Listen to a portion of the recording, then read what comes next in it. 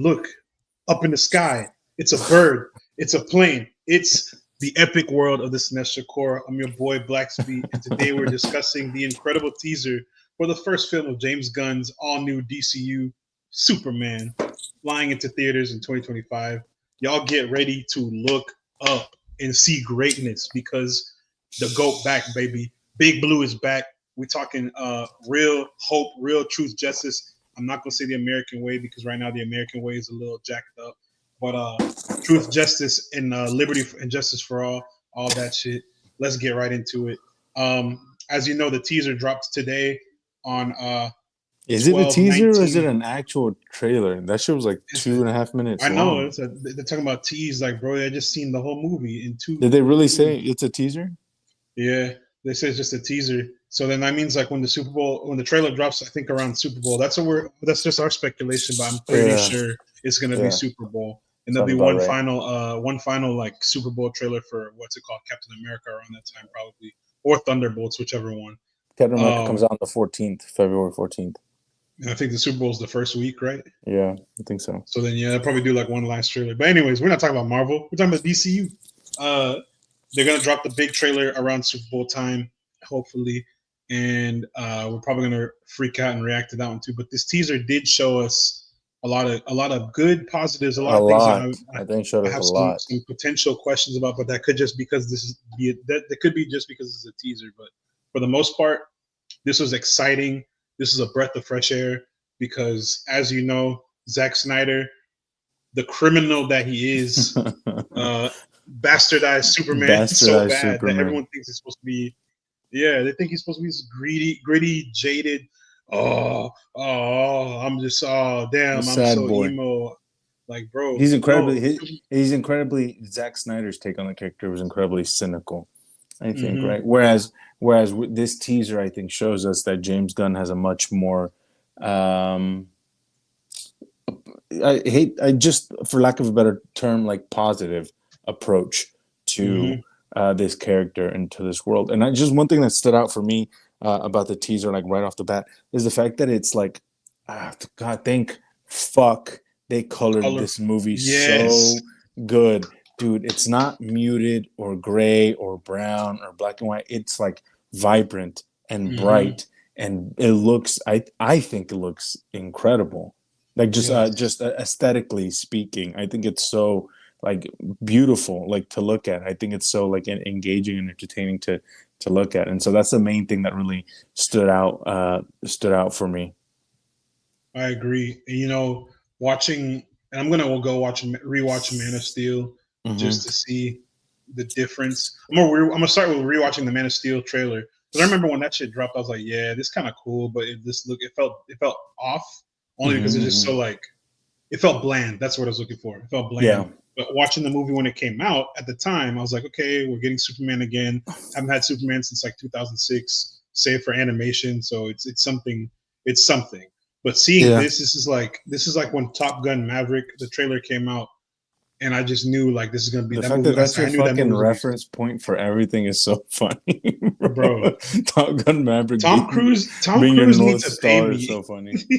Tom Cruise needs to pay me by now. Like I've been saying, every time we have an episode, I mention that.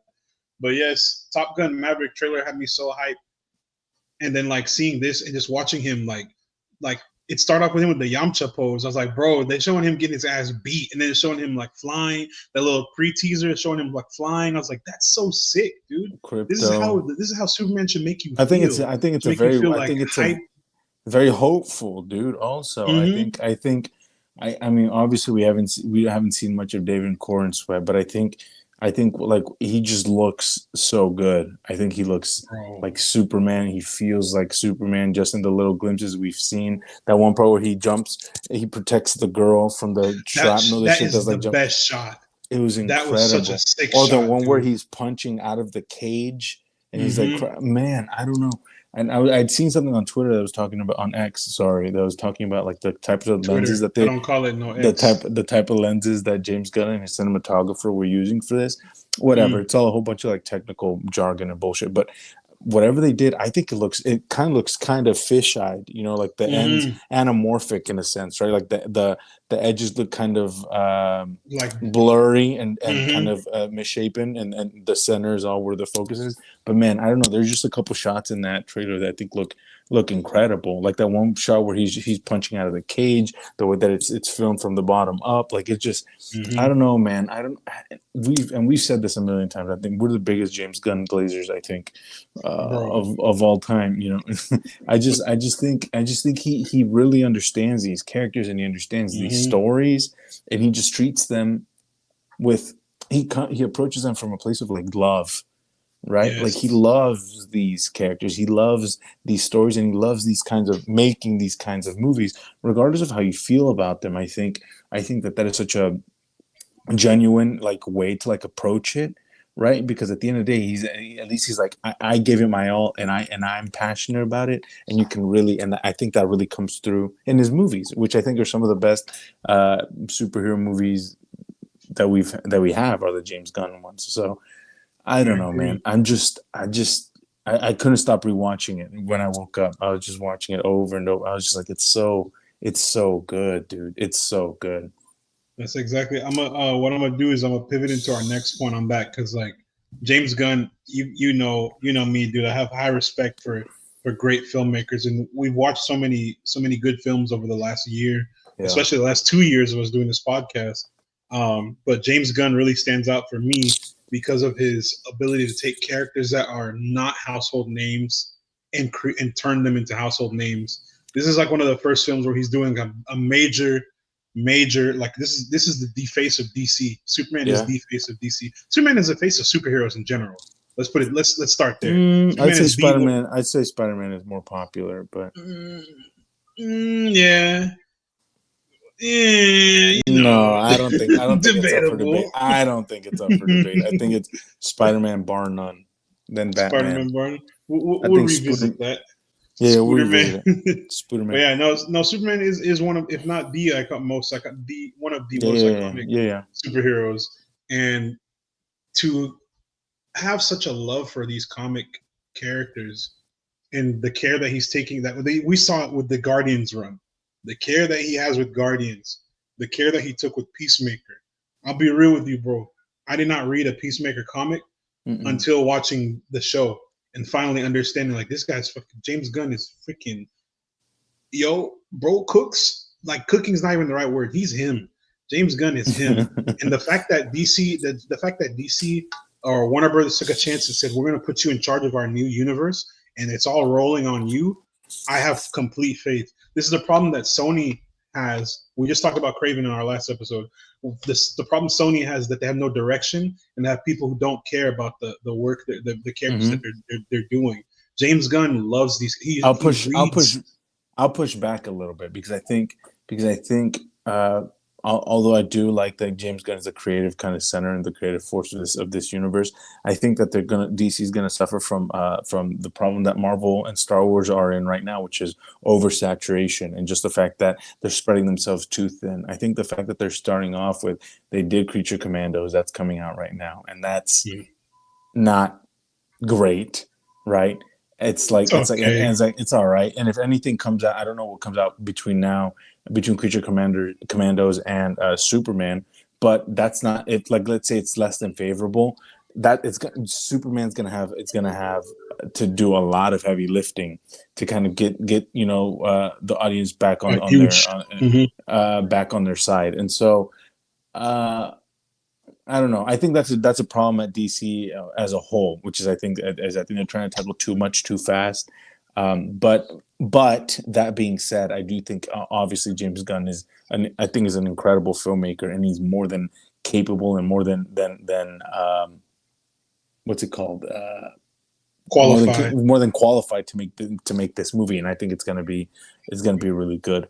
Everything else that comes out of it that he's not directly involved in or that's not a movie, I think is it will be a little shaky, but yeah, but for all intents and purposes, I think Superman is going to be awesome, dude.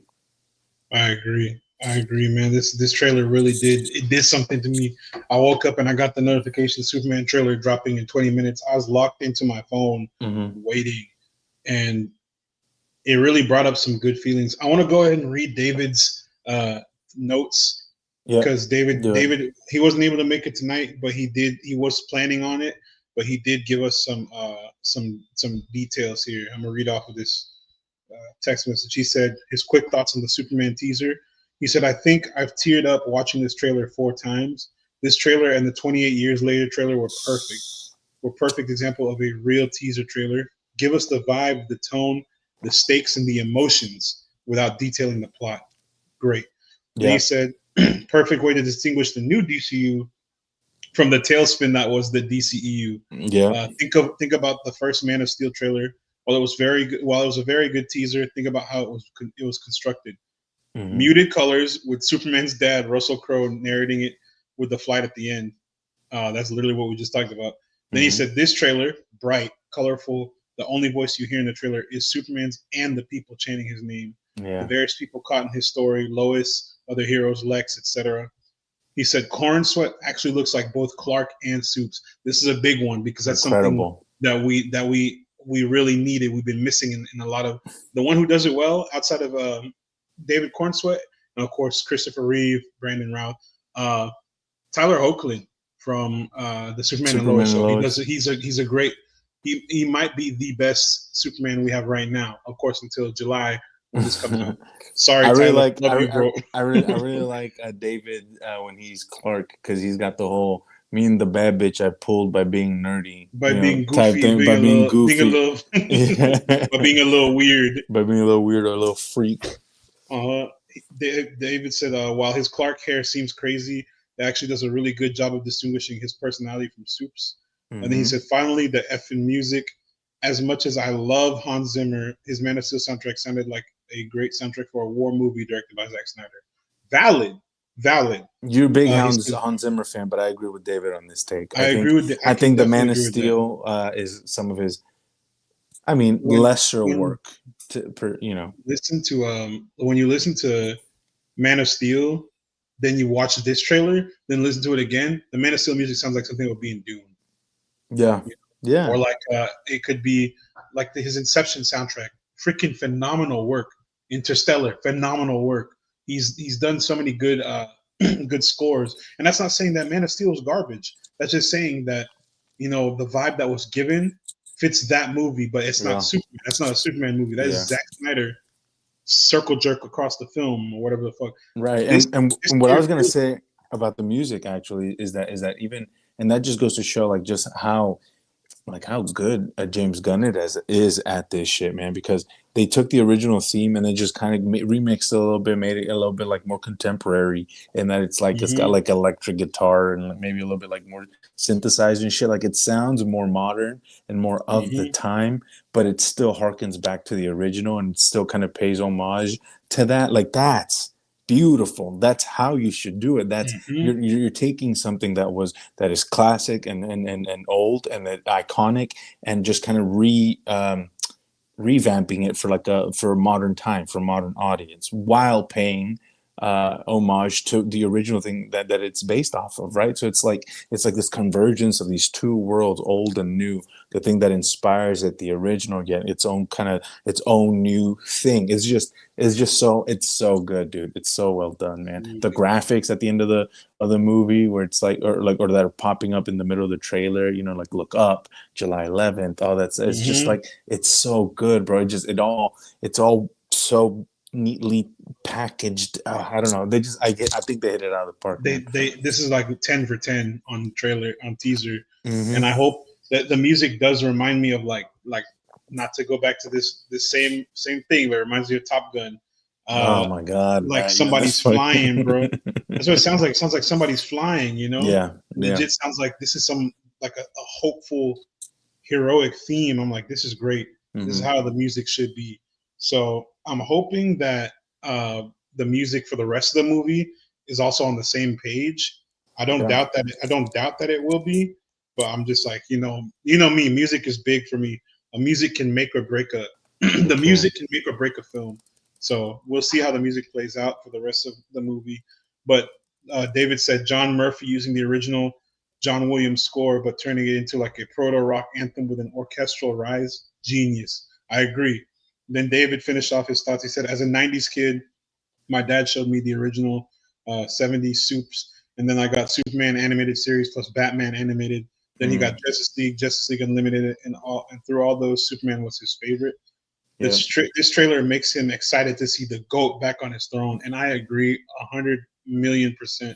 It's good to see a correct take on Superman that we haven't had in so long. And I mean, they really took Superman and made him into this brooding, dark character. I was like, this is just Batman with powers throughout the whole Snyderverse, especially going into Batman vs Superman. Obviously, he was dead for part of Justice League, so we didn't really get much until the end. And then everyone keeps talking about how the Snyder cut would have been even more gooder. I'm like, I don't see it, so whatever. But this right here just really takes our expectations up for the DCU and for of course, for the next real full trailer that we're going to get. I'm thinking we'll see. Now, you know me, I don't like watching trailers too much, but this one I couldn't say no. You know, I couldn't say no. So I'm hoping this next one doesn't reveal too much of the story. I hope there are shots in there that are like shots they didn't use in the film. So it's kind of like a misdirect. That way, whenever we get to the film, we're not already knowing the entire story. You know. Yeah. I also hope they don't go the route of like they do the like silent like little piano key and it cuts from black to some type of scene and all you hear is that little some random shit going on. Yeah. And then this, you know, just the same vibe like this. Here's the bad thing about having like multiple trailers is that I feel like eventually they're gonna be like, okay, we have to tell these people what this movie's about, when that's not the case at all. I honestly think there doesn't even really need to be a full trailer. This teaser is more than enough. More than enough. Run this shit into the ground. Play this in front of all the movies. Play this at the fucking. They should have waited till the Super Bowl to drop this, to be honest. But whatever. And it's like it's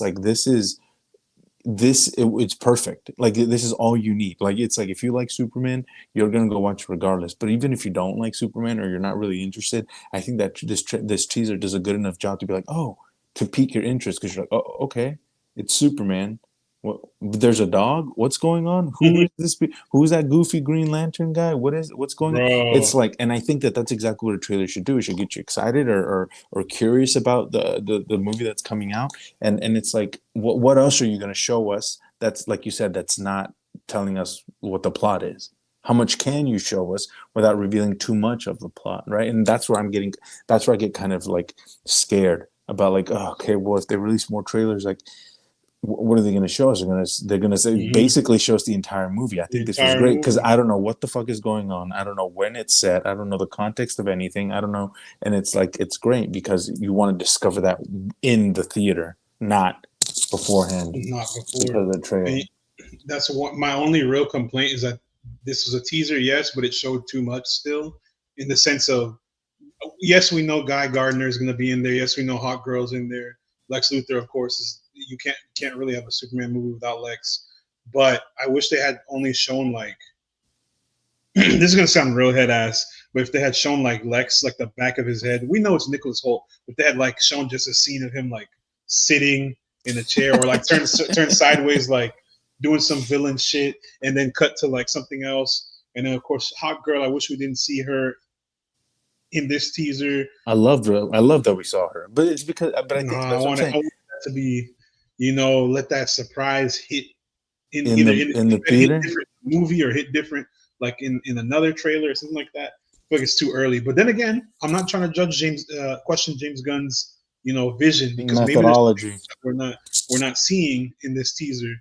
I'm telling you, I think it was great, bro. I think they should just let that shit, just fucking leave it as is, run this bitch into the ground, and don't show us anything else. Until the movie drops. We need that. I'm thinking my rating for this teaser, bro, 10-10. 10-10. I have no real, even if you count that other like concern about seeing too much, I still can't count that against it. That's just a creative decision. That's not a bad creative decision, but I mean, that's just my own personal qualm, but it's still a 10 out of 10. This is something that I'm probably going to watch it again here before I go to bed, just to feel something. I got the red and blue lights on for the background. Like, this is how you know I'm locked in for Superman. So it's gonna be a good time. We're gonna have a fun time. Hopefully 2025 is the year. 2025 is also going to be the year of CDMs, because we have what's it called? Captain America, Brave New World, Thunderbolts, Fantastic Four, there's Fantastic Superman. Four. Allegedly, the Batman 2 was supposed to come out, but I don't believe that's happening. No, that's like Probably 26. until like 2027. 26, I think. So we'll see about that. And I don't know what other superhero films are supposed to be coming out. I don't know what either shows too. I know Creature Commando is going to run into the new year. Mm-hmm. And I think that's pretty much it, unless I'm missing something. Oh no, the Marvel stuff too. Friendly Neighborhood Spider-Man. What if? All that. There's a whole bunch of the stuff. show we covered on an episode, on a previous episode. Y'all should find that episode and watch it. Watch each episode that we've done prior to this until you find that specific one. Watch it in full so you know what we're talking about. Every single minute, watching every minute. So yeah, it's just, oh man, this is just so exciting, dude. Mm-hmm. Especially after the week we've had watching dog shit. It's making me feel life again. Like I'm so feel alive. I'm so pumped. I'm about to go buy me some red and blue pajamas. Like, and a lot of people, one of my coworkers was like, "Oh, he's not Superman. He's not Superman." I'm like, see, that's how you know Zack Snyder has infected the world so bad. Why is he saying he's not Superman? Because he's like Henry Cavill. That guy was built like a tank. I'm like, see, that's great. In terms of him looking like Superman, that's fantastic. He does not look like Clark Kent. You want to tell me that the people of Metropolis, the people at the Daily Planet, would look at Clark and then like be like, this guy is supposed to be just some regular dude. Also, he brother. Doesn't have the hairline for Superman. No, his Superman hairline doesn't have a receding hairline. Was doing a math equation. He's a Vegeta. He's pulling a Vegeta. Boy had that Saiyan pride. He had that Jude Law. Oh, and David Cornsweet does not. He got a full head of glorious Kryptonian black hair. My king, my goat. Mind you, in 2020, whenever we started this podcast, whenever like our third episode, we said David Cornsweet is going to be Superman. We were right. So that should tell you all. Yeah, we know what we're talking about. What I was gonna say is that what I'm really excited about. I rate this trailer a 10 out of 10 as well. I think it was incredibly wonderfully executed. I think it was the perfect way to go about it. But I think like what I really just liked about Henry Cavill Superman is he seemed kind of cold and distant and kind of just like alien. And I get it, he is an alien, so that makes sense. But it's like I feel like David Cornsweet has like a much warmer demeanor. He has much more like an approachable energy. You know what I'm saying? I feel like Superman is going to be much more warm, much more kind, much more thoughtful and kind of empathetic. And so than what Henry Cavill's ever felt like. So I think that's just what I'm excited about it. Superman's not my favorite character. I understand how iconic he is, but I love but I do love kind of like his just utter goodness. He's just good. He's good. No ifs, ands, or buts. No matter what, he's just a good guy. The best guy. Chill guy. He's the best guy. No matter what, he'll always do the right thing. He's selfless and he's responsible and he's not proud and he's so he's just a good dude. And I think David Cornsweet and James Gunn are really just gonna nail that down, dude. I think they're really gonna hit the humanity of Superman, of Clark, right? Of what makes Superman so beloved, right? And I think, which is what I think was missing from Zack Snyder's Superman, was kind of that humanity. They wanted to treat him like a god half the time in that movie. Like, that scene in Batman vs Superman when he went to save that, I think it was that factory in like Mexico, and they were during the Dia de los Muertos celebration, they're all like bowing by him or trying to touch him. I'm like, the difference between that Superman and David Cornsweet, you can tell it's night and day. It's like he's just there to help people and do the right thing. That's what Superman is all about. I feel like that's the biggest issue I had with. I know I probably already said this in some other variation, but that was my biggest issue with the DCEU that it felt like the characters and their core aspects, what makes them these characters, was not being shown in the right manner. So hopefully this is the perfect course correct. On my most recent performance of David Cornsweat is Twisters, which is not much to go on. He was kind of just there, but I know this guy can cook. If you watch any of his other stuff, he's a phenomenal actor. He's a great Acting actor, aside, he looks the part. Like I've never seen someone who like you just look at them like that's Superman. Yeah, that's Superman. I'm telling you, the first thing I ever saw him in was that Ryan Murphy show on Netflix called Hollywood. Yes. Me and my brother watched it together. If I really likes that show, and we were like, damn. If they ever recast Superman, he should play him. And we were like, actually, if they recast him, he's probably going to play him. That was my number one pick. And sure enough, I called this shit 8 years ago or whatever the fuck, whenever that show came out. And you know what? Or something like that. If John Hamm was like 20-something, 30 years younger, he'd be Batman. Bro, Batman. Elite Batman choice. My other choice for Superman was Matt Bomer. Because Matt Bomer. He's too old, though. But they wouldn't pick a gay man to be Superman. I know that because I know how these people, society. I think Matt Bomer would have been a better Superman than Henry Cavill. Agreed. They probably should cast it. He definitely does. He's got the jawline, the square jawline, the square jaw. That's all you need. He's got and a nice head of hair. An actual fucking hair on your head. Kryptonian locks on his head. His hairline is his kryptonite. Henry Cavill. No, yeah, like this is so exciting, bro. And I know I've been hyped off of the Captain America trailer because my favorite character, of course, is Black Panther. Number one is my favorite superhero. My other favorite superhero is Captain America, Sam Wilson, because Black than America. I was gonna say, what's the one underlying thing these characters have in common? And my other favorite character put my finger on it. Is Steel from Superman. list all the black superheroes. All the black superheroes. We like Static Blade, Shock. Static Shock. We like Miles Morales. We like Green Lantern.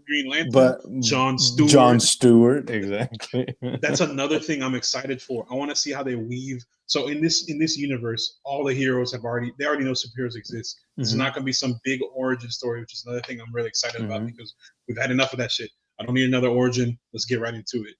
Guy Gardner is going to be in the Lanterns TV show allegedly. Hell yeah! But I hope he gets a new barber. But like you said, goofy ass haircut. Like you said, I think one of the things that, and we'll wrap this up, but it's like something that I think I'm curious to see is because they've said we're going to let different filmmakers make the movie that they want to make, which means that there's going to be a different in tone from movie to movie. It's not going to be all this one manufactured kind of aesthetic and tone overall. So I'm really excited about that, but I'm also kind of curious as to like when the team up movie finally comes, or like team up movies finally come, or projects.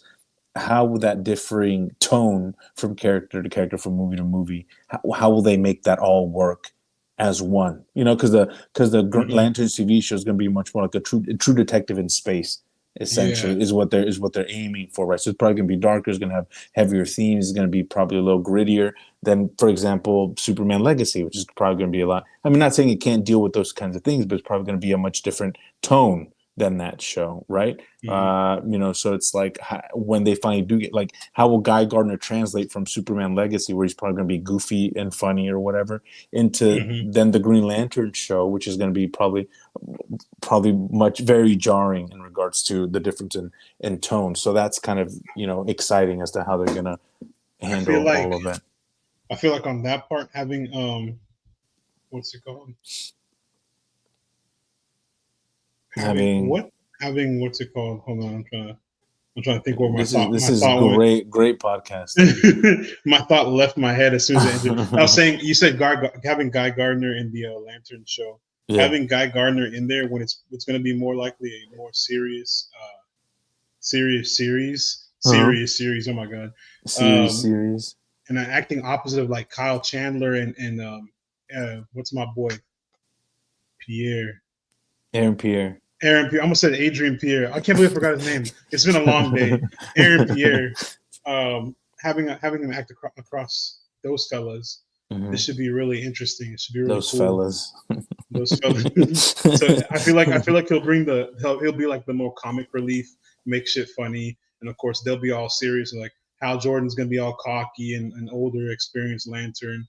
John is gonna be John. He's gonna be trying to find his place in the galaxy as a Lantern in the core. It's gonna be great. But I want to see, like you said, how all of these stories weave together, especially with the Batman Brave and the Bold movie, which I'm interested to see how that takes form. Yeah. I'm interested to see how the rest of the DCU forms up and how we get to the ultimately the Justice League movie, or if they're doing Justice Society, whatever they're going to do. Justice League Unlimited. Justice League Unlimited. Mr. Unlimited. So yeah, it's going to be great. I think we're in for a wild and fun ride, and hopefully we are 100% correct, as we always are, that this is going to be a good movie. When aren't we? We don't miss. We never miss. Just never. Like James Gunn never miss. Never miss. Never lost. I never lost. 100%. One-on-one, never lost. With that being said, y'all, another thrilling episode of Cinestro Core is in the books. Massive thanks to everyone tuning in, checking out the show. Go ahead and keep following us on all platforms at Cinestro Corp with no S. I'll put that in the ticker and the description. Jesus. Come on, man. Yeah, my fault. The ticker. Go ahead and follow AZ. AZ couldn't make it tonight either. Neither could Graham. Neither could Gerardo or David. But follow AZ on Twitch and YouTube and Twitter and all platforms. Tari Singo, twitch.tv/Tari Singo. And of course, follow Backstage OL for all the news, movies coming up this year and next year. Great stuff on their site. We love rocking with them. They're rocking with the crew there. And of course, leave us a 5-star review wherever you catch this podcast, and spread the word about our podcast and the YouTube channel far and wide. We're trying to grow this channel big in 2025 to keep bringing out more awesome takes, videos, banter, foolishness, and whatever you want to call it. But with that being said, y'all, thank you, and see you next time on the Cinestro Core. Peace. Peace. We're